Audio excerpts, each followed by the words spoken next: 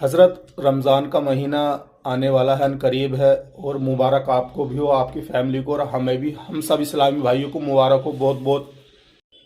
हज़रत, जब हम लोग नमाज पढ़ते हैं तो फ़र्ज़ की नमाज होती है, और सुन्नत नमाज होती है, निपिल नमाज होती है, बितर नमाज होती है, यही तो नमाज़ें होती हैं जो हम नमाज पढ़ते हैं।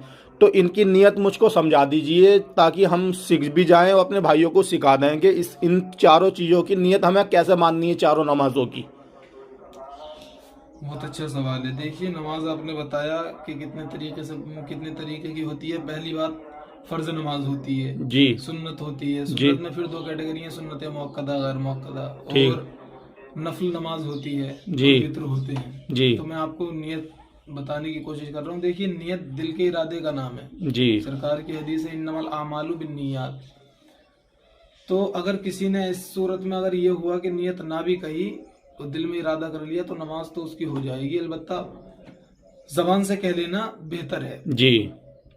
तो फर्ज नमाज की नियत हमको इस तरह से करनी है। नियत की मैंने 2 रकात नमाज फर्ज फजर की वास्ते अल्लाह ताला के मुँह मेरा काबे शरीफ की तरफ, अल्लाहू अकबर। हमें अपनी नमाज खुद पढ़नी है तो इमाम के पीछे नहीं हाँ पढ़नी है तो? हाँ, अगर अच्छा। इमाम के पीछे पढ़नी है तो एक जुमला और बढ़ा देना आपको कि पीछे इस इमाम के। ठीक है, ठीक है।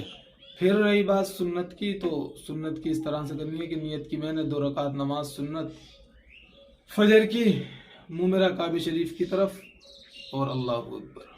ठीक है। इतना और क्या देना चाहे सुन्नत रसूलुल्लाह की। जी।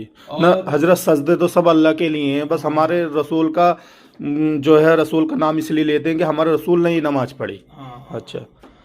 फिर उसके बाद में जो है आप वित्री की नियत ले लें। तो वित्री की नियत भी जो है आपको इसी तरीके से करनी है कि नियत की मैंने 3 रकात नमाज वित्र वाजिब वास्ते अल्लाह ताला के मुँह मेरा काबे शरीफ की तरफ, अल्लाहू अकबर। ठीक है।